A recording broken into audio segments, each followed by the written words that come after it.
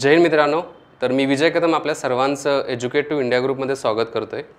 आता राज्यसेवा पूर्वपरीक्षा 2022 आयोगाच्या मार्फत आत्ताच रिसेंटली ॲड काढलेली आहे आणि याच्यामध्ये 161 पदं आहेत. वेगवेगळी पदं आहेत. क्लास 1ची पदं आहेत, क्लास 2ची पण पदं आहेत त्याच्यामध्ये. आता पदांच्या बाबतीमध्ये आपल्याला डिटेल माहिती आहे, बट अभ्यास करत असताना एक्झॅक्टली कसा करायचा आहे आणि रिसेंटली आयोगाच्या मार्फत एक बदल केलेला आहे. तो बदल म्हणजे सीसेटच्या बाबतीमध्ये जो पेपर सेकंड आहे, हा पेपर सेकंड आयोगानं काय केलेलं आहे तर क्वालिफाय केलेला आहे.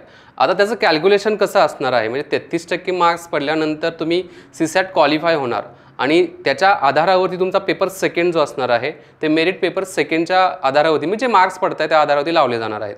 आता ती प्रोसेस कशी असणार आहे ते बघणार आहोत. त्याचबरोबर 3 महिन्यामध्ये अभ्यासाचं नियोजन कसं असणार आहे ते पण आपण या लेक्चरच्या माध्यमातून बघणार आहोत. बघा राज्यसेवा पूर्वपरीक्षा 21 ऑगस्ट 2022ला होणार आहे. आता आपण बघितलं पूर्वपरीक्षेचा एक ढोबळमाना आणि ढाचा बघितला. त्याच्यामध्ये 2 पेपर राहतात. पेपर फर्स्ट आहे त्याला आपण जनरल स्टडीचा पेपर म्हणतो. पेपर सेकंड जो आहे त्याला सीसॅटचा म्हणजे सिव्हिल सर्व्हिस ॲप्टिट्यूड टेस्ट म्हटलं जातं. आता कालपर्यंत आपण बघितलं म्हणजे मागच्या ज्या परीक्षा झाल्या त्या परीक्षांच्या ह्याच्यामध्ये बघितलं तर आपल्याला लक्षात येईल की सीसॅट जो होता ह्याच्यामध्ये मार्क्स पडलेले काउंट केले जात होते. म्हणजे साधारणतः मेरिट लागताना जे लागायचं ते 400 पैकी मेरिट लागत होतं. आता 400 पैकी मेरिट लागणार नाही तर 200 पैकी मेरिट लागणार आहे. आणि ही जी 200 मार्क्स असणार आहेत ना ते तुमचा जो पेपर फर्स्ट जो आहे GSचा जो पेपर आहे या मार्काच्या आधारावरती मेरिट लागणार आहे. आता सीसॅटला क्वालिफाय केलेला आहे. आता आपल्याला माहिती आहे 80 क्वेश्चन्स सीसॅटचे असतात. या 80 क्वेश्चन्सपैकी आपल्याला साधारणतः 35 ते 40 क्वेश्चन आपले जर बरोबर आले तरी ॲटोमॅटिक तुम्ही सीसॅट क्वालिफाय होतात. आता किती टक्के मार्क्स पाहिजेत? 33% मार्क्स पाहिजेत. म्हणजे 200च्या जर आपल्याला 33% मार्क्स पाहिजे असतील, मी म्हणेल साधारणतः तुम्हाला जर 67 मार्क्स पडल्यानंतर तुम्ही सीसॅट हा पेपर क्वालिफाय झालेला आहे. आता सीसॅट हा पेपर क्वालिफाय झाल्यानंतर मेरिट लागणार आहे GSवरती. म्हणजेच तुमचे जे इतिहास, भूगोल असेल, अर्थशास्त्र, राज्यशास्त्र असेल, पंचायत राज असेल, सायन्स विज्ञान असेल, करंट अफेअर्स असेल, एन्व्हायरमेंट असेल, तर या 7 विषयांच्या आधारावरती तुमचं मेरिट लागणार आहे. आणखी एक आयोगाने एक सोपं केलेलं आहे की याच्या अगोदर 1/3 निगेटिव्ह मार्किंग होतं. ते आता काय करण्यात 1/4 निगेटिव्ह मार्किंग करण्यात आलेलं आहे. म्हणजे तुमचं जर 4 प्रश्न चुकले तर तुमचा जो बरोबर आलेला जो एक प्रश्न आहे तो वजा केला जाणार आहे. अशा प्रकारे 1/4 निगेटिव्ह मार्किंग केलेलं आहे. आता आपल्याला 2 पेपर आहेत समजलं. 400 पैकी मेरिट लागत होतं अगोदर ते समजलं. आता 200 पैकी लागणार आहे. सीसॅट क्वालिफाय करण्यात आलेलं आहे ते पण बघितलं. आता जे हे विषय आहेत ना, आता 3 महिन्यामध्ये या विषयांना कशा प्रकारे अभ्यासायचं ते आपण बघू. आता इतिहास बघितला तर याच्यामध्ये पण टप्पे येतात. प्राचीन इतिहास आहे, मध्ययुगीन भारताचा इतिहास आहे आणि आधुनिक भारताचा इतिहास आहे. आता याच्यामध्ये भारताचा इतिहास आणि महाराष्ट्राचा इतिहास असं पण डिवायडेशन होत आहे. म्हणजे भारताचा प्राचीन इतिहास असेल, भारताचा मध्ययुगीन इतिहास असेल, त्याचबरोबर भारताचा आधुनिक इतिहास असेल. तसाच महाराष्ट्राचा प्राचीन इतिहास आहे, महाराष्ट्राचा मध्ययुगीन इतिहास आहे आणि महाराष्ट्राचा आधुनिक भारताचा इतिहास आहे. मग हे जे 6 टप्पे येतात इतिहासाचे, या 6 टप्प्यांना आपल्याला अभ्यासणं गरजेचं आहे. आणि साधारणतः इतिहासाचे जे क्वेश्चन्स असतात ते 20 क्वेश्चन्स असतात. बघा साधारणतः मी म्हणत आहे एक 18 ते 20 या रेंजमध्ये राहतात. मोस्टली जे प्रेफरन्स जास्तीत जास्त आधुनिक भारताचा इतिहास आणि आधुनिक महाराष्ट्राचा इतिहास याच्यावरती जास्त क्वेश्चन इतिहासामध्ये विचारले जातात. मग आपल्याला या 3 महिन्याच्या अभ्यासामध्ये टार्गेट करत असताना आधुनिक भारताचा इतिहास जो आहे आणि महाराष्ट्राचा इतिहास आहे त्याच्यावरती जास्त फोकस करायचा आहे. आता रिसेंटली जर आपण 3 वर्षाचे क्वेश्चन्स पेपर बघितले तर जो प्राचीन भारताचा इतिहास आहे ना, म्हणजे प्राचीन भारताच्या इतिहासामध्ये हडप्पा संस्कृती असेल, त्याच्यानंतर मौर्यन्स असतील, आर्यन्स असतील, गुप्ता घराणे असेल, तर याच्यावरती पण क्वेश्चन यायला लागलेत. मग जे ठळक ठळक घराणे दिसत आहेत ना आणि त्या घराण्यामधले जे काही राजे होऊन गेलेले आहेत, मग तो चंद्रगुप्त मौर्य असेल, तिथून समुद्रगुप्त गुप्ता घराण्यातला असेल, तर यांच्यावर जे क्वेश्चन याच्या अगोदर विचारलेले आहेत तर आपण काय करायचं, ज्याच्या संदर्भात क्वेश्चन येत आहेत ना पहिल्यांदा त्या घराण्यांचा अभ्यास करा. म्हणजे इतिहासाचा अभ्यास करत असताना पाठीमागच्या प्रश्नपत्रिका खूप इम्पॉर्टंट आहेत. मागच्या 5 वर्षाच्या प्रश्नपत्रिकांच्या वरती कुठल्या टॉपिकवरती जास्त प्रश्न विचारलेले आहेत पहिल्यांदा त्याला टार्गेट करा. त्यांचा अभ्यास कंप्लीट झाल्यानंतर त्याच्या संदर्भात जर तुमच्याकडे क्वेश्चन बँक असेल किंवा मार्केटमध्ये कुठलंही क्वेश्चनचं पुस्तक तुम्हाला सापडू शकतं, त्या क्वेश्चनच्या पुस्तकामधील या 3 प्राचीन, मध्ययुगीन आणि आधुनिक जे इतिहास आहे त्याचा अभ्यास तुम्ही करा. म्हणजे इतिहासाला अशा प्रकारे आपण टार्गेट करू शकतो. आणि एका प्रिसाइज स्टडीमध्ये जायचं असेल, म्हणजे कमी वेळेमध्ये चांगला इफेक्टिव्ह जर स्टडी करायचा असेल तर हा एक टप्पा झालेला आहे. म्हणजे पाठीमागच्या प्रश्नपत्रिका बघायच्या, त्याचं ॲनालिसिस करायचं, कुठल्या मुद्द्यावरती जास्त प्रश्न विचारले ते मुद्दे घ्यायचे आणि पहिल्यांदा त्याचा अभ्यास करायचा. हे इतिहासाच्या बाबतीमध्ये. आता भूगोल हा विषय घेतला तर भूगोलमध्ये पण तसंच येत आहे. 3 टप्पे येतात त्याच्यामध्ये. जगाचा भूगोल आहे, भारताचा भूगोल आहे आणि महाराष्ट्राचा भूगोल आहे. आता जगाच्या भूगोलमध्ये बघितलं तर आपली पृथ्वीमाला वगैरे असेल, याच्यामध्ये आपले जे ग्रहमाला असेल, त्याचबरोबर पृथ्वीमध्ये आपण असं वेगवेगळ्या प्रकारचे खडक कुठले कुठले आहेत, कोणत्या भागामध्ये सापडतात, 7 खंड आहेत, खंडांच्या संदर्भात प्रश्न विचारला जाऊ शकतो.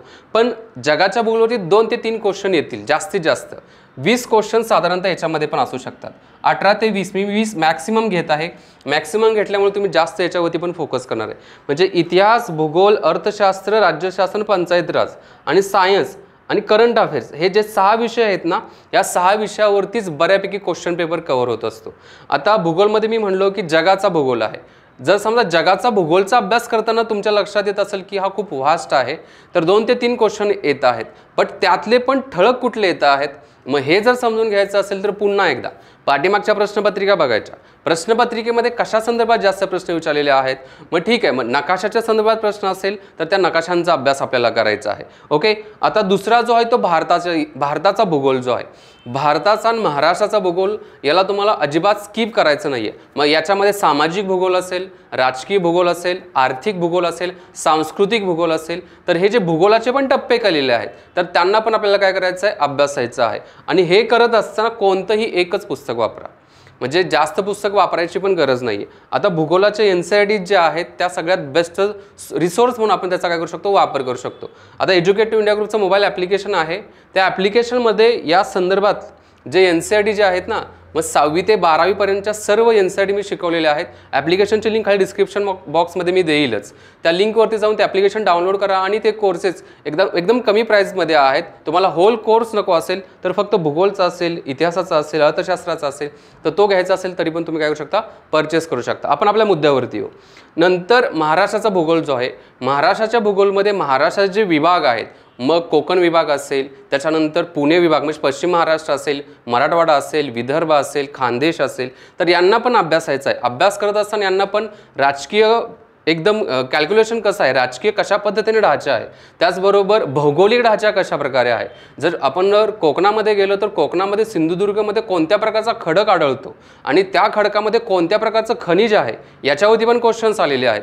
हे कसं कळणार आपल्याला, तर पाठीमागचं आपण प्रश्नपत्रिका बघितल्यानंतर मग त्याचा पण आपल्याला अभ्यास करावा लागणार आहे.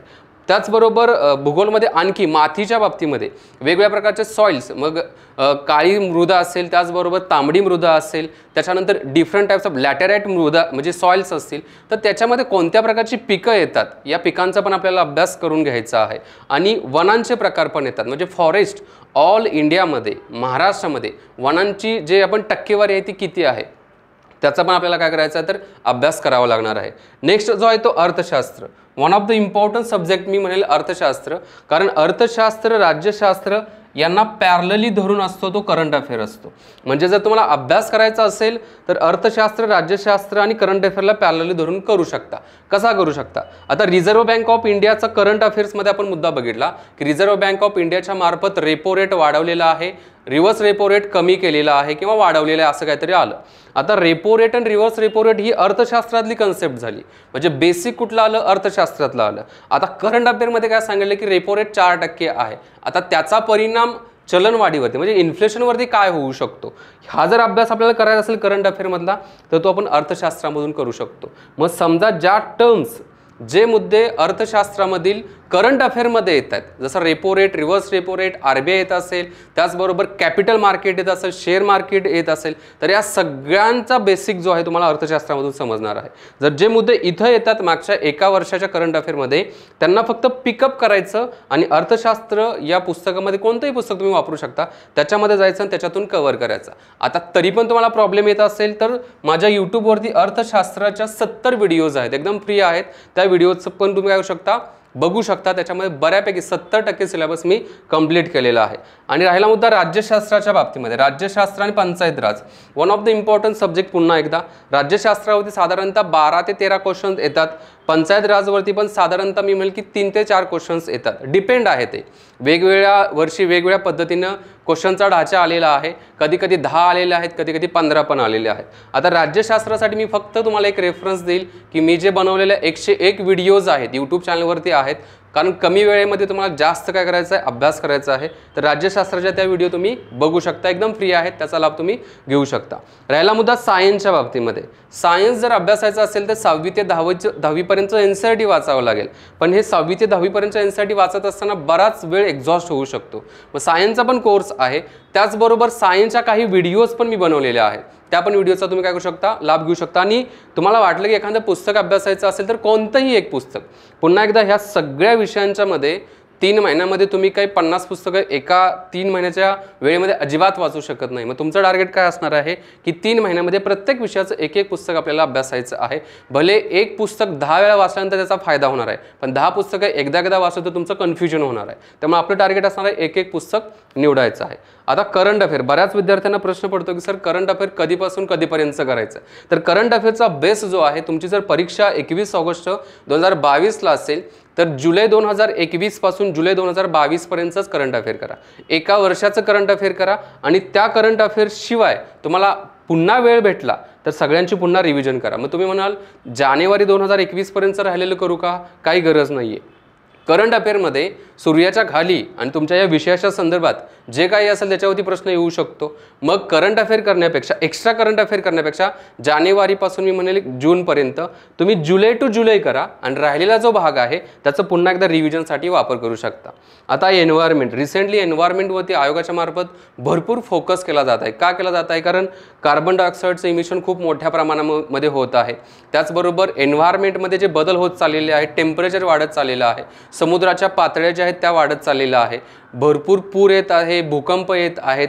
तर हे एन्व्हायरमेंटल कॅलॅमिटीज आहेत. आणि या एन्व्हायरमेंटल कॅलॅमिटीज होण्यापाठीमागचे रिझन्स काय आहेत. ॲक्च्युली हा मुद्दा जो आहे तो भूगोलमध्येच येतो, जॉग्राफीमध्ये येतोय, पण अभ्यास करत असताना आपल्याला थोडं सेपरेटली केला तरी चालेल. कारण हा मुद्दा परीक्षेच्या दृष्टिकोन, नॉट ओन्ली पूर्वपरीक्षेच नाही आहे तर मुख्य परीक्षेच्या दृष्टिकोनातून पण हा जो मुद्दा आहे किंवा हा सब्जेक्ट आहे तो खूप इम्पॉर्टंट आहे. ठीक आहे, अशा प्रकारे याचं अभ्यासाचं एक प्रॉपर नियोजन करा. जे मुद्दे इम्पॉर्टंट वाटत आहेत ना, पहिल्यांदा त्या मुद्द्यांना टार्गेट करा आणि त्याच्यानंतर राहिलेला वेळ जर असेल तो रिव्हिजनसाठी वापरा. तरी वेळ राहिला मग एक्स्ट्रा वाचायला घ्या. पण आत्ता 3 महिन्यामध्ये नवीन काय वाचू नका. ज्या मुलांनी आत्ता सुरुवात केली असेल तर एक पुस्तकाने, ज्या मुलांनी आधीपासून सुरुवात केली असेल रिव्हिजन प्लस जी पुस्तकं वाचलेली आहेत त्या पुस्तकांनाच वाचा, नवीन काही वाचायला घेऊ नका. आणि बाकी मी सीसॅटचं सांगितलं तसं मागच्या 10 वर्षाच्या सीसॅटच्या जे झालेले पेपर्स आहेत ते घ्या, सोडवा, पॅसेजवरती भर द्या.